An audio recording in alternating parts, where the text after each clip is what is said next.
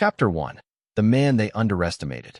Grant Porter stood at the window of his sprawling Montana ranch, watching the sun dip behind the snow-capped mountains. At 45, he carried himself with the quiet confidence of a man who had seen the worst humanity could offer and lived to tell about it. His weathered hands, scarred from 2 decades of military service, gripped a glass of whiskey as he surveyed the empire he'd built from nothing. Most people in Glacier Falls knew Grant as the successful businessman who'd parlayed his military pension into a thriving security consulting firm.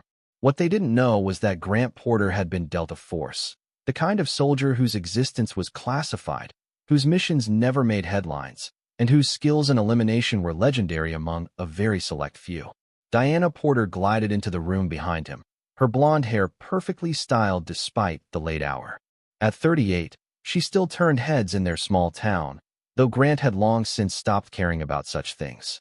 Their marriage had become a performance, a carefully choreographed dance of public appearances and private indifference. "Walter's coming for dinner tomorrow night," Diana announced, checking her reflection in the hall mirror. "He has some business proposition he wants to discuss with you." Grant's jaw tightened imperceptibly. Walter Porter, his younger brother by 3 years, had always been the family disappointment. Where Grant had earned his way through Special Forces training and built a legitimate business, Walter had drifted from one get-rich-quick scheme to another, leaving a trail of debts and broken promises. "What kind of business?" Grant asked without turning around. Diana shrugged, though her reflection showed a flicker of something, nervousness, perhaps excitement. "Something about investing in his new venture. Real estate, I think." Their son Nathan, now 16, had been spending more time at his girlfriend's house lately. Grant told himself it was normal teenage behavior, but the boy's increasing distance troubled him. Nathan had once idolized his father, begging for stories about his military days. Now, the kid barely looked up from his phone during dinner. "Where's Nathan tonight?" Grant asked. "Jessica's house again. Her parents said he could stay over." Diana's voice carried that particular tone she used when she wanted to end a conversation quickly. Grant finally turned to face his wife. In the lamplight, he noticed things he'd been too busy to see before. The expensive jewelry he hadn't bought her, the subtle changes in her appearance, the way she avoided his eyes when discussing Nathan's whereabouts. 20 years of marriage, and he was beginning to suspect he'd been living with a stranger. "I've been thinking about taking Nathan on a hunting trip next weekend," Grant said, watching Diana's reaction carefully. "Just the two of us. Like we used to do." Diana's smile seemed forced. "He's pretty busy with school and other things. Maybe some other time." That night, as Diana slept beside him, Grant stared at the ceiling and let his mind wander to darker possibilities. His training had taught him to trust his instincts, and every instinct he had was screaming that something was wrong. The careful way Diana scheduled their social activities, the frequent mentions of Walter's visit, Nathan's sudden disinterest in spending time at home, it all felt orchestrated. Grant had survived 3 tours in Afghanistan precisely because he never ignored warning signs. Men who dismissed their gut feelings didn't come home. They came home in boxes. The next morning, Diana was unusually attentive, making his favorite breakfast and asking about his day. She even suggested they take a weekend trip together, just the two of them, to their cabin in the mountains. "It would be nice to reconnect," she said, her hand resting on his shoulder. "We could leave Friday afternoon, come back Sunday evening." Grant nodded, filing away the suggestion. The cabin was remote, accessible only by a narrow mountain road with steep drop-offs on both sides. It was also where he kept some of his more specialized equipment, items left over from his Delta Force days that weren't exactly legal for civilian possession. As Diana bustled around the kitchen, Grant made a decision that would change everything. He was going to find out what his wife and brother were really planning. And if his suspicions proved correct, he was going to remind them both why Grant Porter had been the most feared operator in his unit. Some lessons, he reflected grimly, could only be taught once. Chapter 2. The Gathering Storm. Walter Porter arrived precisely at 7, carrying a bottle of expensive wine and wearing the kind of confident smile that made Grant's teeth ache. His younger brother had always been handsome in a slick, used car salesman way, the kind of man who could talk his way into anything but never had the backbone to see it through. "Grant, buddy." Walter embraced him with theatrical enthusiasm. "You're looking good, brother. Mountain air agrees with you." Diana emerged from the kitchen wearing a dress Grant had never seen before, something black and form-fitting that cost more than most people spend on groceries in a month. She hugged Walter with what seemed like excessive warmth, her hand lingering on his arm. Over dinner, Walter launched into his pitch. He'd partnered with some investors from Denver on a mountain resort development. Big money, he claimed, but they needed a local partner with Grant's reputation and connections. The thing is, Walter said, cutting into his steak with theatrical precision, we need someone the locals trust. Someone with military credentials. You know how these small-town folks are about outsiders. Grant listened without comment, noting how Diana hung on every word, how she kept refilling Walter's wine glass, how her eyes lit up when Walter mentioned the potential profits. Millions, he claimed, enough to set them all up for life. What exactly would be my role in this partnership? Grant asked finally. Walter and Diana exchanged a look, quick, but not quick enough to escape Grant's notice. Well, that's the beautiful part, Walter continued. Mostly just lending your name and reputation. Maybe some consulting on security for the resort. The investors are handling the heavy lifting. And these investors, Grant pressed. I assume I'll be meeting them before committing to anything? Another look passed between his wife and brother. Actually, Diana interjected smoothly. Walter thought it might be better if you met them at the cabin this weekend. More private, you know? Less chance of word getting around town before we're ready to announce. Grant felt something cold settle in his stomach. The cabin. Of course.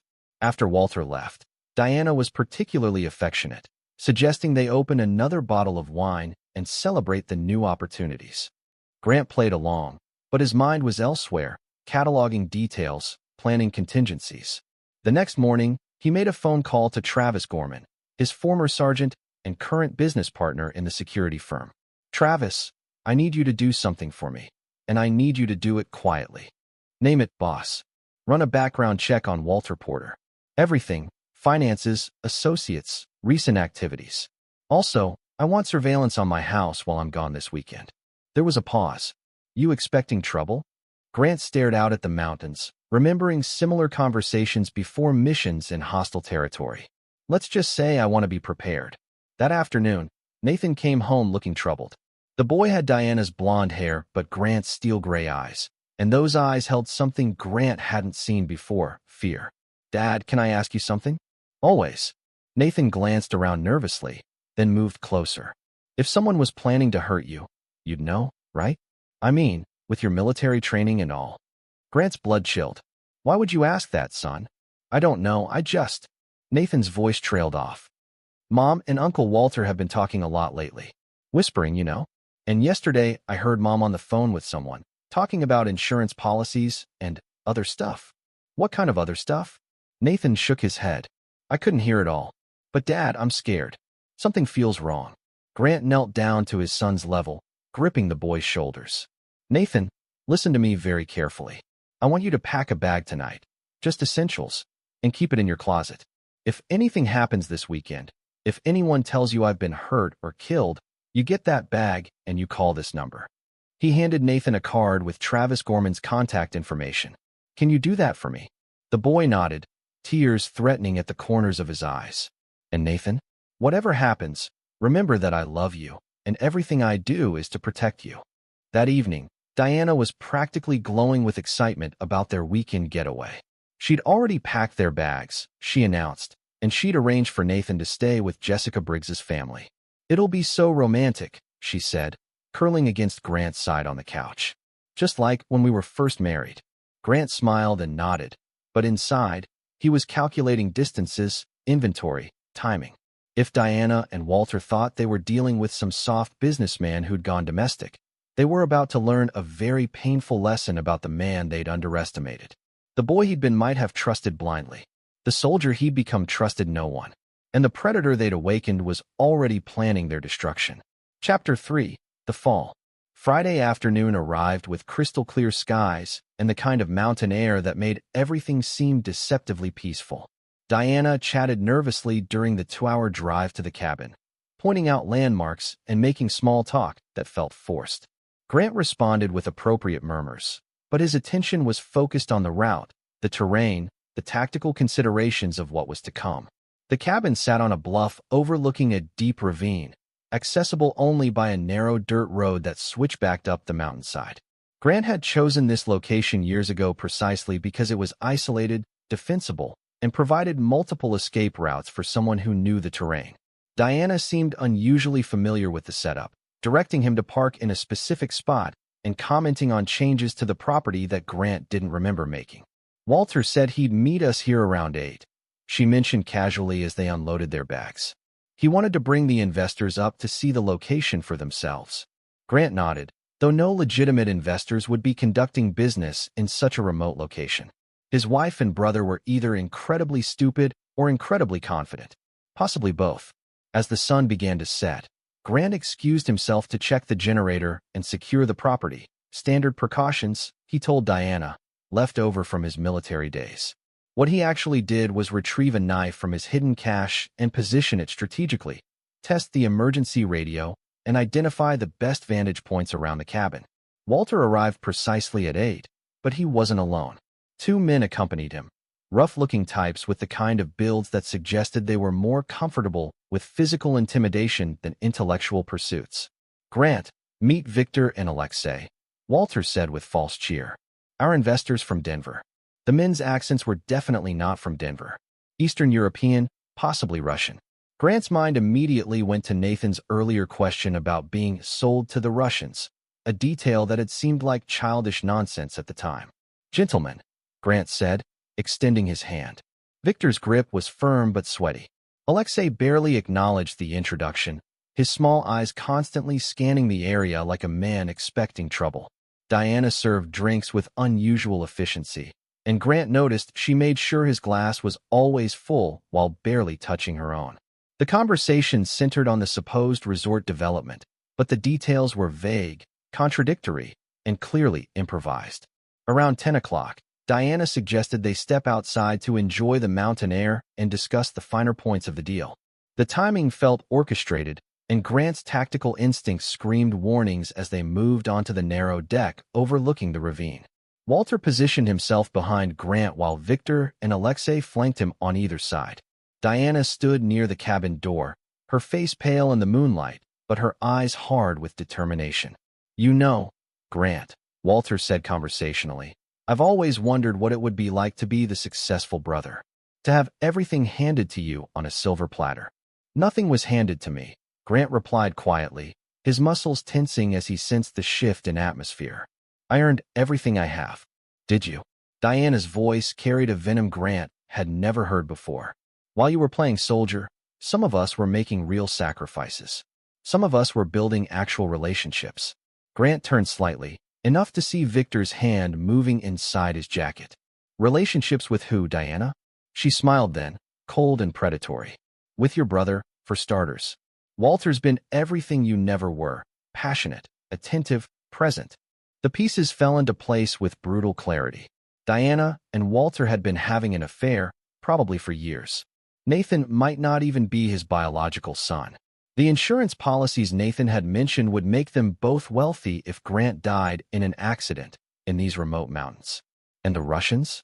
Grant asked, genuinely curious how deep this betrayal went. Victor smiled, revealing gold teeth. "Let's just say your son has certain valuable qualities. Young, healthy, American passport. There are markets for such things." The rage that filled Grant was ice cold and absolutely lethal. These people hadn't just planned to kill him. They'd planned to sell his son into human trafficking. "So what's the plan?" Grant asked conversationally, as if discussing the weather. "Push me off the cliff? Make it look like an accident." Walter pulled out a long-bladed knife, the metal gleaming in the moonlight. "Actually, we thought a few stab wounds first. Self-defense, you understand.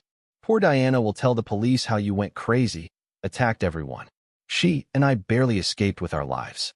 And then you inherit everything," Grant said. "The business, the house, the money. Very neat." Diana's smile was triumphant. "You always were too trusting, Grant. Too honorable for your own good." Victor and Alexei moved closer, producing their own weapons. Walter stepped forward, raising the knife. "Goodbye, brother," he said. The attack came fast and brutal. Walter lunged first, but Grant was already moving, years of combat training taking over. He deflected the knife thrust, but Victor's punch caught him in the ribs.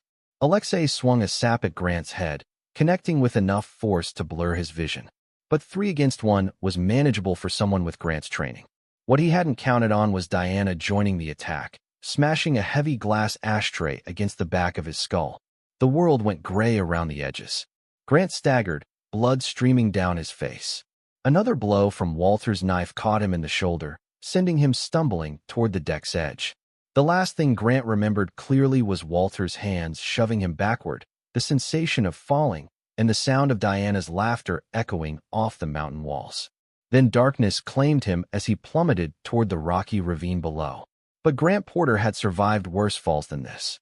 And when he woke up, wedged against a narrow ledge 200 feet down the cliff face, he could hear voices from above. "Are you positive he's gone?" Diana's voice, breathless with excitement. Walter's laughter was cruel and satisfied. "I watched him fall 200 feet. No one survives that." "Excellent. Now we split his inheritance and sell his son to the Russians." Diana's reply made Grant's blood run cold. Finally, that low-life veteran is history. They had no idea who they were really dealing with. They thought Grant Porter the businessman was dead. They were about to meet Grant Porter the predator, and he was already planning their destruction as he began the long, painful climb back to the top. Chapter 4, Resurrection. Grant's climb up the cliff face took 4 hours. His military training had included extensive mountaineering, and muscle memory guided him through the darkness as blood seeped from his wounds. The knife wound in his shoulder was deep but not fatal. Walter had aimed for the heart, but missed in his excitement. The head injury was more concerning, but Grant's skull had proven harder to crack than his attackers anticipated. By dawn, he reached a plateau about 50 feet below the cabin's deck, close enough to confirm that his would-be killers had departed. His truck was gone, along with any evidence of the previous night's violence. They'd been thorough, he had to admit. Grant made his way to a hidden cache he'd established years earlier, a waterproof container buried near the old mining trail that contained emergency supplies, medical equipment, and a satellite phone. His Delta Force training had emphasized the importance of redundant escape plans and hidden resources. The face in his phone's camera was unrecognizable, swollen, bloodied, with eyes that burned with cold fury. Good. Let them think he was dead. It would make what came next so much more satisfying. His first call was to Travis Gorman. "Jesus Christ, Grant. Where the hell are you?" Diana called this morning crying. "Said there'd been an accident at the cabin, that you'd fallen off the cliff. Search and rescue's been looking for a body all morning. I'm alive, and I need extraction. But Travis, listen carefully, no one can know. Not yet. As far as the world is concerned, Grant Porter died in that ravine." There was a long pause. "What do you need?" "Safe house, medical supplies, and everything you've dug up on Walter. Also, I want surveillance on Diana, Walter, and those 2 Russians they were with. Round the clock. I want to know every breath they take." "The surveillance is already in place. And Grant, you need to know about Nathan." Grant's blood chilled. "What about Nathan?" "Diana moved him out of the Briggs house this morning. Told them there was a family emergency and he needed to stay with relatives in Denver. But there are no relatives in Denver, Grant. And I tracked Walter's phone. He made 3 calls to numbers registered to a shipping company with ties to Eastern European trafficking networks." The rage that filled Grant was absolute and consuming. They'd already taken his son. Travis continued, "There's more. Walter's been planning this for over a year. He's got gambling debts to some very dangerous people, Russians specifically. Diana's been feeding him information about your assets, your routines, everything. The affair started 2 years ago, but the murder plot is more recent. Financial situation? They've already started liquidating. Diana transferred money from your joint accounts this morning, claiming widow's rights. Walter's been setting up shell companies. They're planning to disappear, Grant, with your son and your money." Grant closed his eyes, forcing himself to think tactically rather than emotionally. "How long do I have before they realize I'm not dead?" "Search and rescue's calling off the recovery effort tomorrow. They'll assume the body was carried downstream. You've got maybe 48 hours before they start feeling completely safe. That's all I need."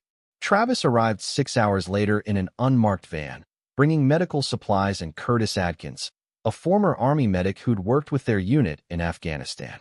Curtis cleaned Grant's wounds without asking questions, stitched the knife cut, and administered antibiotics. "You look like hell," Curtis observed, "but you'll live. The head injury's not as bad as it looks. You've got a skull like a concrete bunker." While Curtis worked, Travis briefed Grant on what he'd discovered. The trafficking operation was sophisticated, using legitimate shipping companies as fronts.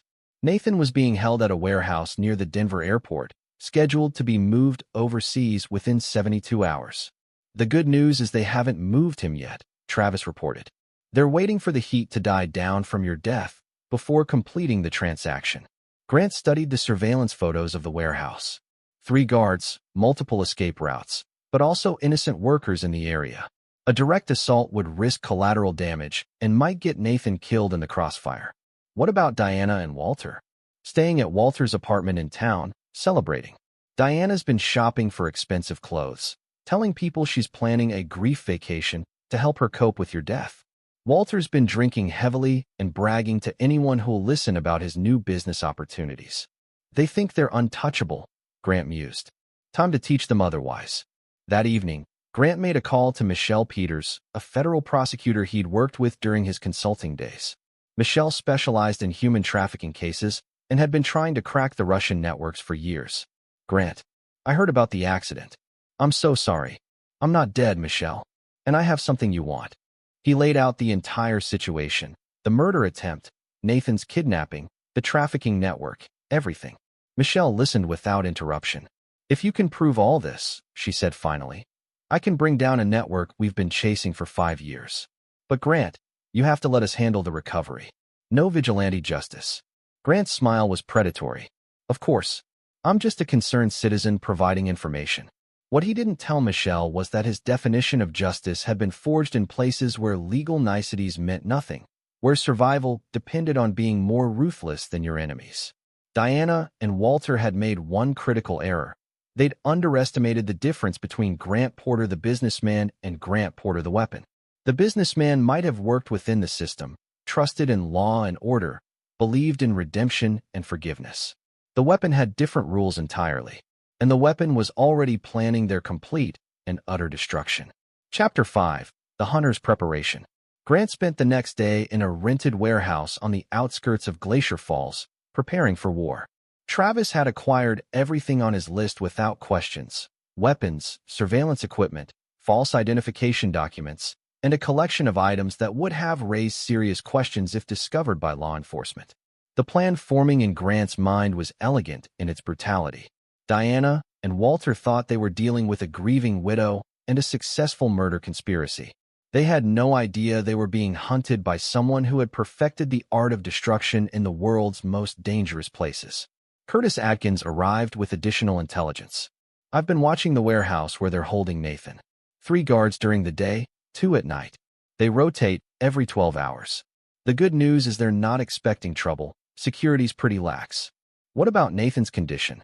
"He's alive and unharmed. Scared, but they need him in good condition for the transaction. The bad news is they're moving the timeline up. Word is they want him on a ship by tomorrow night." Grant nodded grimly. Nathan's rescue would be the easy part. The Russians were professionals, but they were operating on American soil without backup, trying to keep a low profile. Grant could handle 3 guards in his sleep. It was Diana and Walter who presented the more interesting challenge. Simply killing them would be too merciful, too quick, too clean. They'd robbed him of his family, his trust, his very life. They deserved something more educational. Travis entered with a thick folder. Deep dive on Walter and his new friends. Viktor Kozlov and Alexei Petrov, both with extensive records in human trafficking, arms dealing, and contract killing.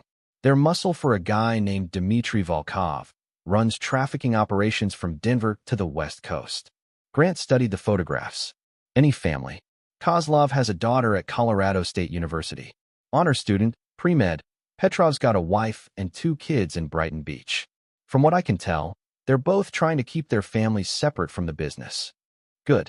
Fear of consequences for loved ones is a powerful motivator. Travis looked uncomfortable. "Grant, what exactly are you planning?" Grant's smile was ice cold. "Justice. Walter and Diana wanted to destroy my family and sell my son. I'm going to return the favor with interest." "And the Russians?" They made a business transaction. I'm going to explain why this particular transaction was a very bad idea. That afternoon, Grant made another call to Michelle Peters, providing her with detailed information about the warehouse location and the planned shipment schedule. He was careful to maintain the fiction that he was a concerned citizen working through proper channels. "We can coordinate a raid for tomorrow evening," Michelle said. "But Grant, I need your word that you won't interfere with the operation." "Of course. I just want my son back safely." What he didn't mention was that his definition of interfering might differ from hers. As evening approached, Grant reviewed his tactical plans. Phase 1 would be Nathan's rescue, straightforward, efficient, minimal collateral damage. Phase 2 would be dealing with Victor and Alexei, a more complex operation requiring psychological warfare and strategic intimidation. Phase 3 would be Diana and Walter, and for them, Grant had something special in mind. The warehouse sat in an industrial area outside Denver, surrounded by similar buildings and minimal foot traffic. Grant positioned himself on a rooftop across the street, using military-grade optics to study the guard patterns and building layout. Nathan was being held in a converted office on the second floor, visible through grimy windows. The boy looked thin and frightened but uninjured. Rage burned in Grant's chest, but he forced himself to remain clinical, professional. At 11 p.m., the night shift began. 2 guards, both armed but overconfident. They spent more time playing cards and smoking cigarettes than maintaining security protocols. Amateurs. Grant moved like a shadow, using skills honed in the mountains of Afghanistan and the urban combat zones of Iraq. The first guard never saw him coming. A sleeper hold applied with surgical precision, leaving the man unconscious but breathing. The second guard was equally unprepared, overwhelmed before he could reach his weapon. Finding Nathan took less than 5 minutes. The boy was awake, huddled in a corner of the makeshift cell, and his face lit up when he saw his father's familiar silhouette. "Dad? But they said you were dead." "Shoo," Grant whispered, cutting through the zip-tie restraints. "Sometimes it's useful to let people think that. Are you hurt?" Nathan shook his head. "I knew you weren't dead. I knew you'd come for me." The reunion was brief but intense. Grant hugged his son fiercely, then handed him a phone with Travis's number programmed in. "Call Travis. He'll take you somewhere safe. Don't go home. Don't contact your mother. Don't trust anyone except Travis and Curtis until this is over." "Can you do that?" Nathan nodded, mature beyond his 16 years. "What about Mom and Uncle Walter?" Grant's expression hardened. "They're going to learn that some mistakes can't be forgiven." As Grant watched Nathan disappear into the night with Travis, he felt something shift inside him. The businessman, the husband, the trusting brother, all of those versions of himself had died on that cliff. What remained was something harder, colder, infinitely more dangerous. Victor and Alexei had taken his son. Diana and Walter had destroyed his family and tried to end his life. They'd all made the same fatal error.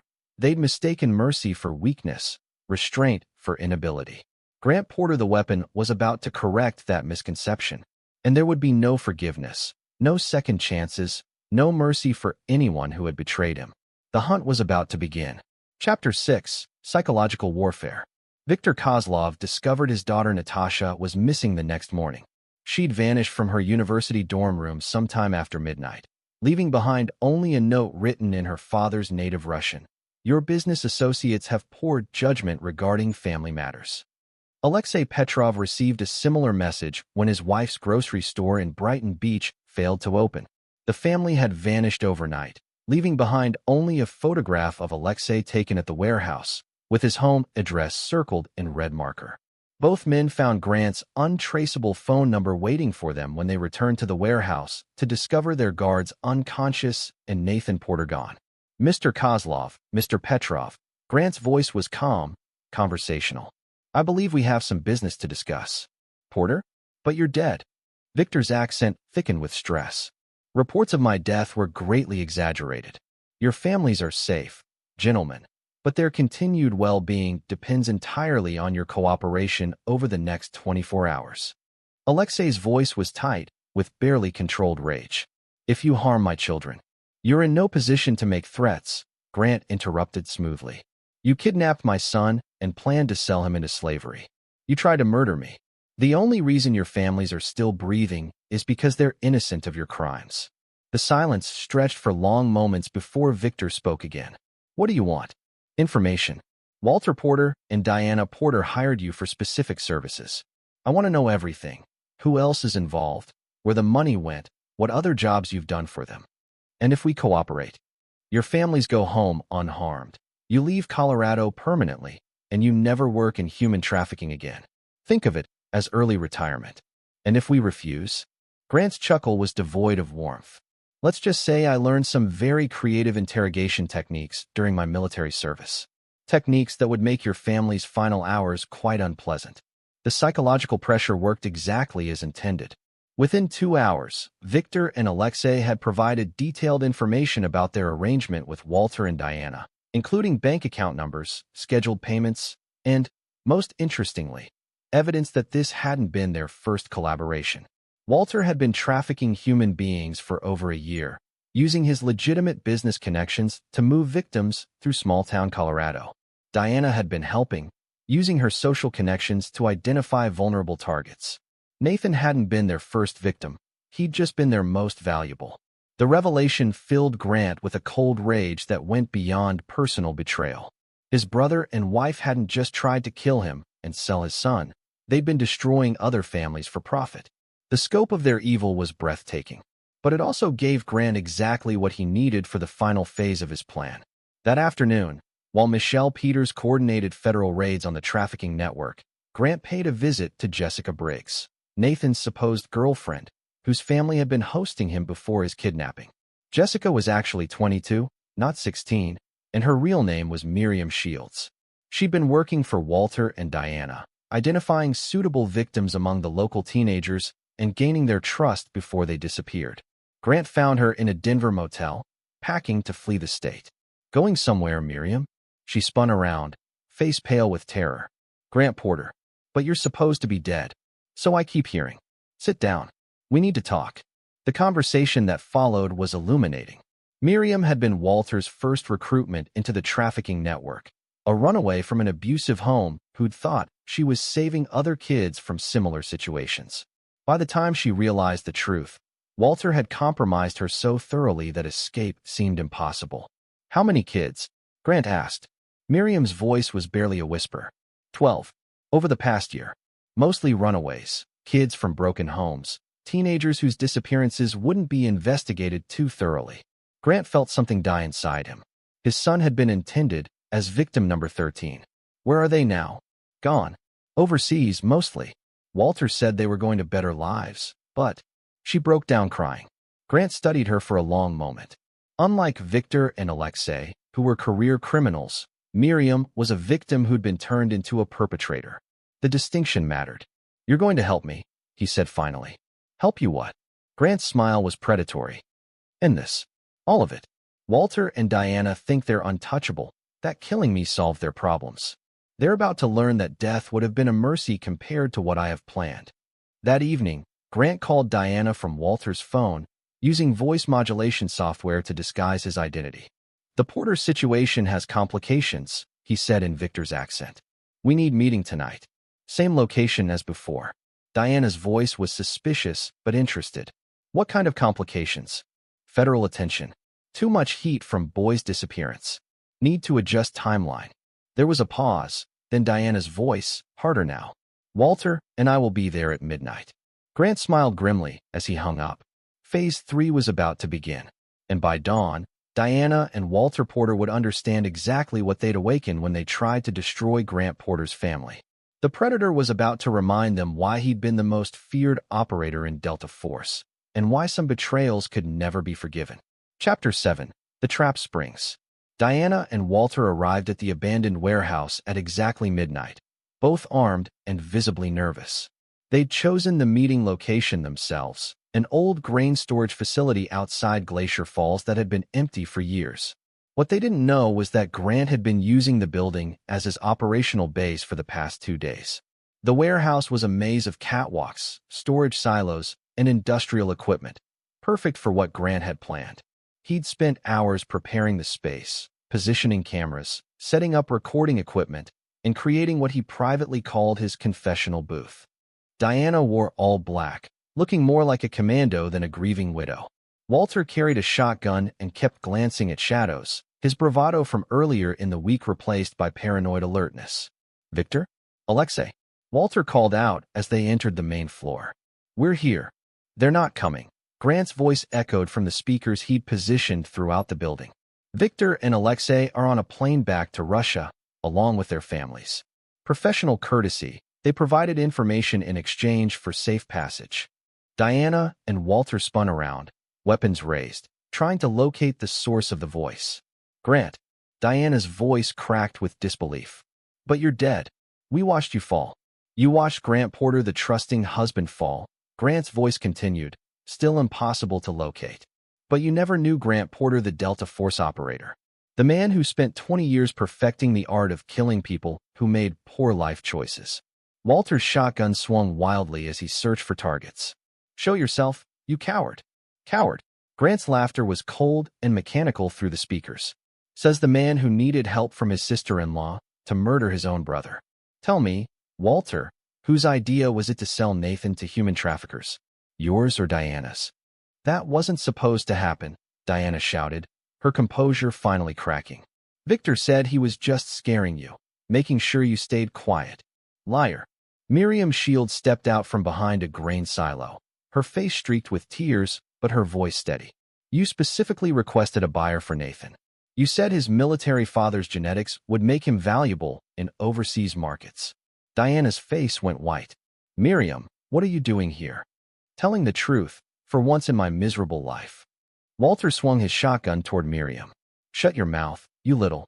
The shot came from above, Grant's rifle sending the shotgun spinning out of Walter's hands along with two of his fingers. Walter screamed and collapsed, clutching his mangled hand. Rule 1 of tactical situations, Grant's voice continued calmly. Always control the high ground. Diana pulled a pistol from her purse, but she was shaking too badly to aim effectively. Grant, please, let me explain. Explain what? How you've been selling children into slavery. How you plan to watch Walter murder me. How you were going to celebrate my death with my inheritance money.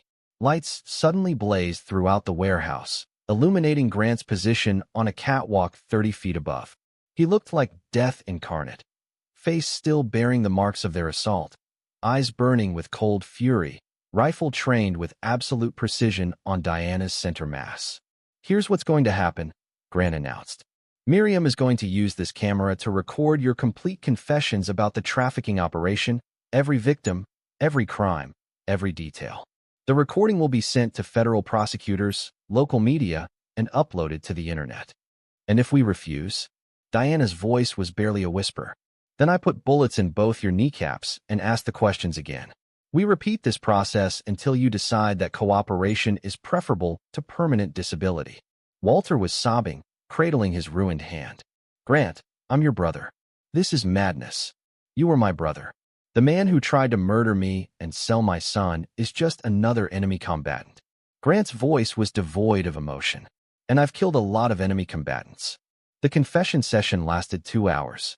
Under Grant's methodical questioning and the implicit threat of escalating violence, Diana and Walter revealed the full scope of their crimes.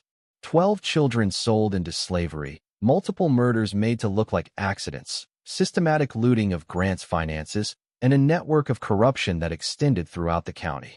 Miriam operated the camera with steady hands, documenting every word, every admission, every detail that would ensure federal prosecutors could build airtight cases. When it was over, Grant climbed down from the catwalk, rifle still trained on his wife and brother. One more thing, he said conversationally. I want to know why. Not the money, not the trafficking, not even the murder. I want to know why you thought Grant Porter was the kind of man you could betray and forget about. Diana and Walter exchanged looks, and for a moment, Grant saw something that might have been genuine emotion. Because you were weak, Diana said finally. You came back from the war broken, guilty, haunted by the things you'd done. You built this whole new life, trying to be normal, trying to be good. We thought that meant you'd forgotten how to be dangerous. Walter nodded, blood still dripping from his mutilated hand. You were so desperate to be the perfect husband, the perfect father, the perfect businessman. We thought you'd lost your edge. Grant considered this for a long moment, then smiled. It was not a pleasant expression. You're right. Grant Porter the businessman was weak. He believed in trust, forgiveness, second chances. He wanted to think the best of people, especially family. Grant raised his rifle, chambering a fresh round. But that man died when he fell off that cliff. What climbed back up was something much older, much harder, much more dangerous. The shots came in quick succession, 2 precise rounds to the head for Diana, 1 for Walter. Both died instantly, their betrayals and crimes ending with the mechanical efficiency Grant had learned in the military. Miriam flinched but didn't look away. She understood that some forms of justice couldn't be achieved through courts and legal proceedings. "What happens now?" she asked. Grant was already moving, collecting evidence, preparing to sanitize the scene. "You disappear. New identity, fresh start, far from here." The recording of their confessions goes to the FBI along with all the evidence about the trafficking network. Case closed. "And you?" Grant paused at the warehouse door. "Grant Porter died in that ravine, remember? The man who's been cleaning up his mess is nobody at all." As dawn broke over the Colorado mountains, the warehouse stood empty except for 2 bodies and the evidence that would bring down a human trafficking network. Grant Porter was officially dead, but the predator who'd taken his place was very much alive, and he had a son to reunite with. Chapter 8: Blood Debts. 24 hours later, the FBI raid on the trafficking network made national headlines. 12 children were rescued from various locations across 3 states, reunited with families who had never stopped searching. Dmitry Volkov and his entire organization were arrested in coordinated raids from Denver to Los Angeles. The evidence package delivered to Michelle Peters contained not only the warehouse confessions, but also detailed financial records, victim testimony, and a comprehensive breakdown of the entire trafficking operation. It was the kind of intelligence coup that made careers in federal law enforcement. Grant watched the news coverage from a secure location in Montana, Nathan beside him on the couch. The boy had grown quieter since his rescue, processing trauma that no 16-year-old should have to endure. But he was alive, safe, and gradually beginning to heal. "They're calling Mom and Uncle Walter victims too," Nathan observed, pointing at the television screen. "The news says they were probably killed by the Russian traffickers before they could testify." Grant nodded grimly. The official story was that Diana and Walter Porter had been murdered by Viktor Kozlov and Alexei Petrov in a dispute over money. The Russians' disappearance back to their homeland supported the narrative, and no one was looking too closely at the forensic details. "Do you think that's what really happened?" Nathan asked quietly. Grant studied his son's face, seeing intelligence and strength that reminded him of himself at that age. The boy deserved the truth, or as much of it as he could handle. "Your mother and Walter made choices that led to their deaths," Grant said finally. "They chose to betray family, to hurt innocent people, to put money above human life. Those choices had consequences." Nathan was quiet for a long moment. "I used to think Uncle Walter was cool. He always had money, told exciting stories, made Mom laugh in ways you never did. And now I understand why you never trusted him. Why you always seemed tense when he was around." Nathan looked directly at his father. "You knew, didn't you? Maybe not exactly what they were planning, but you knew something was wrong." Grant nodded. "Military training teaches you to trust your instincts about people. Walter and your mother were sending signals that something was off, but I wanted to believe the best of them. That hesitation almost got us both killed. Will we ever go back to Glacier Falls? Would you want to?" Nathan shook his head. "Too many bad memories. Too many people who'll look at me and remember what Mom and Walter did." Grant had been thinking the same thing. The Porter family name was permanently tainted by Diana and Walter's crimes. Even if Nathan's parentage was never questioned publicly, the association would follow him for years. "Travis has been researching locations," Grant said. "Somewhere we can start fresh. New identities, new lives, far from Colorado. What about your business?" "The security firm. Travis and Curtis are taking over full ownership. The firm will do fine without me." Grant's smile was grim. "Besides, officially I'm dead. Grant Porter can't run a business from beyond the grave." That evening, Grant received a secure phone call from Michelle Peters. "The Volkov network is completely dismantled," she reported. 43 arrests, including financiers and political contacts we'd been trying to reach for years. This is the biggest human trafficking bust in regional history. "What about the Porter case specifically?" "Closed as far as we're concerned. Diana and Walter Porter were clearly victims of a criminal conspiracy that got out of hand. The physical evidence supports the theory that they were killed by their Russian associates. Grant allowed himself a small smile. Michelle was intelligent enough to read between the lines, but professional enough not to ask uncomfortable questions. "There is one more thing," Michelle continued. "We found evidence that Walter Porter had been planning to expand the trafficking operation significantly. Documents suggest he was scouting locations throughout the rural West, possibly dozens of additional victims over the next few years." The information didn't surprise Grant, but it reinforced his certainty that Walter's death had been justified. His brother hadn't just betrayed family. He'd been planning to destroy countless other families for profit. "Thank you for everything, Michelle. I know Nathan and I will never be able to repay." "Grant," Michelle interrupted, "officially, you're dead. This conversation never happened. But unofficially, those 12 children are alive because of what you did. Sometimes justice requires methods that courts can't officially endorse." After the call ended, Grant found Nathan in the kitchen, methodically cleaning the rifle they'd been using for target practice. The boy's movements were efficient, professional. He'd absorbed Grant's training with natural aptitude. "Teaching me to defend myself?" Nathan asked without looking up. "Teaching you to survive in a world that's more dangerous than most people realize," Grant replied. "What happened to us? It could happen to anyone. Family, friends, people you trust. Any of them could decide that your life is worth less than their ambitions." Nathan finished cleaning the rifle and set it aside. "Is that why you never really trusted anyone? Even before Mom and Walter?" Grant considered the question carefully. "The military teaches you that trust is earned through actions, not words. Your mother and Walter said they loved us, but their actions told a different story. I should have listened to the actions sooner." "What about forgiveness? People at church always talked about forgiving those who hurt you." Grant's expression hardened. "Forgiveness is for mistakes, for accidents, for people who genuinely regret their actions and want to make amends. What your mother and Walter did, that wasn't a mistake.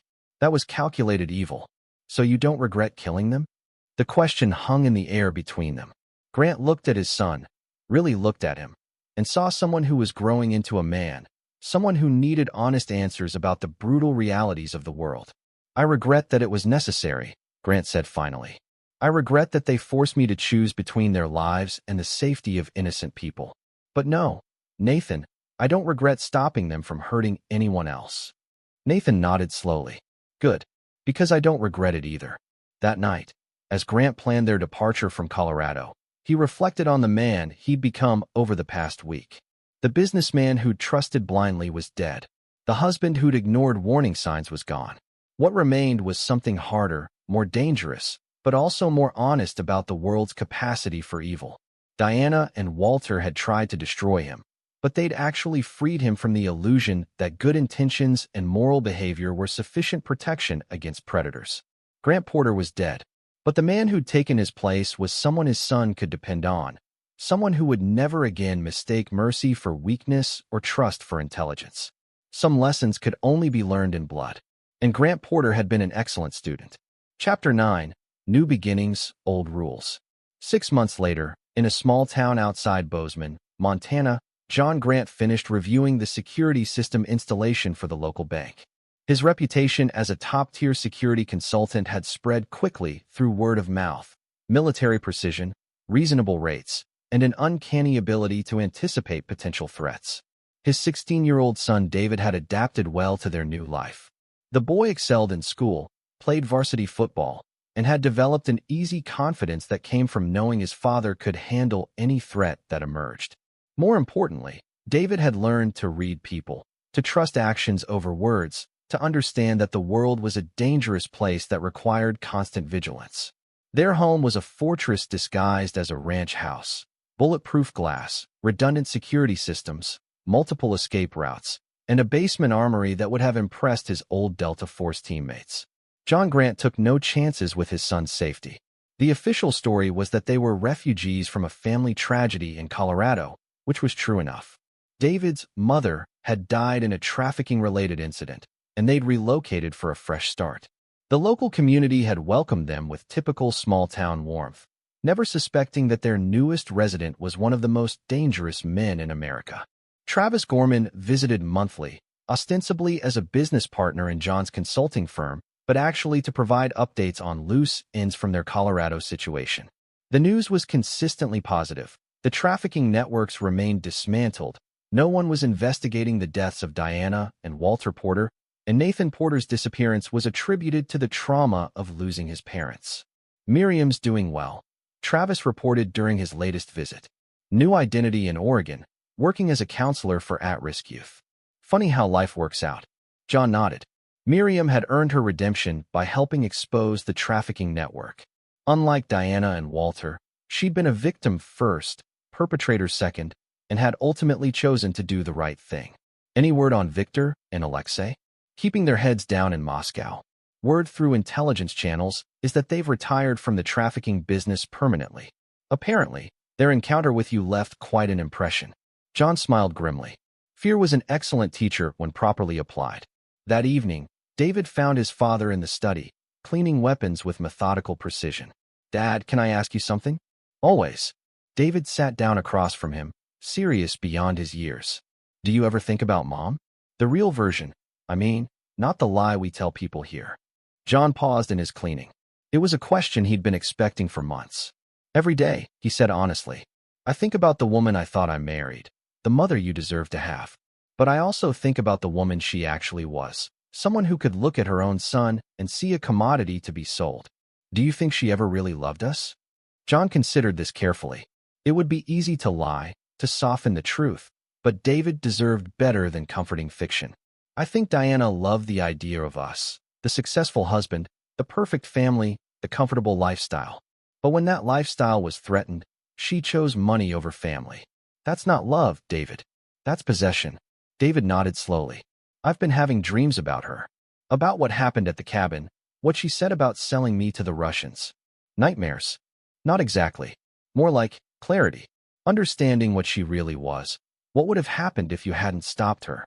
John set down his cleaning kit and looked directly at his son. "What would have happened is that you would have disappeared forever, along with 11 other children who were already victims of her crimes. Sometimes the only way to stop evil people is to end them permanently." "I know, and I'm glad you did." David's voice was steady, certain. "I just wanted you to know that I understand why it was necessary. Why forgiveness wasn't an option." That night, John stood on his back porch, looking out at the Montana wilderness and thinking about the choices that had led him here. Diana and Walter had tried to destroy him, but they'd actually created something more dangerous, a man with nothing left to lose and everything to protect. The old Grant Porter had believed in second chances, in redemption, in the fundamental goodness of people. That man was dead, buried under 200 feet of Colorado granite. What had climbed out of that ravine was something harder, colder, infinitely more dangerous. John Grant didn't trust easily. He didn't forgive betrayal. He didn't believe that people could change their fundamental nature. But he protected what mattered to him with absolute ruthlessness, and he'd taught his son to do the same. A year later, David graduated valedictorian of his high school class, accepted a full scholarship to West Point, and began the process of becoming the kind of man who could survive in a world full of predators. The boy had learned his father's lessons well. Trust actions over words, prepare for the worst, and never show mercy to those who would hurt the innocent. On graduation night, as they sat on the porch sharing a beer, John's first acknowledgement that David was becoming a man, David asked one final question about their past. "Do you think we'll ever stop running? Ever stop looking over our shoulders?" John considered this. "We're not running, son. We're living. On our terms, in our way, with full knowledge of what the world is really like. And if someone comes for us? If there are more people like Mom and Walter out there?" John's smile was predatory, reminiscent of the Delta Force operator who had once been among the military's most feared soldiers. "Then they'll learn the same lesson Diana and Walter learned. Some people are sheep, some are wolves, and some are sheepdogs. But a very few are something else entirely. Apex predators who protect their pack by eliminating threats before they can strike." David raised his beer in a toast. "To apex predators, then." John clinked glasses with his son, proud of the man the boy was becoming. Diana and Walter had tried to destroy the Porter family, but they'd actually forged it into something stronger, harder, infinitely more dangerous. The businessman who'd believed in trust and redemption was gone forever. What remained was a weapon with a human face, a predator with perfect camouflage, and a father who would burn the world down before allowing anyone to harm his son. Some men learned from their mistakes. Others learned from their enemies' mistakes.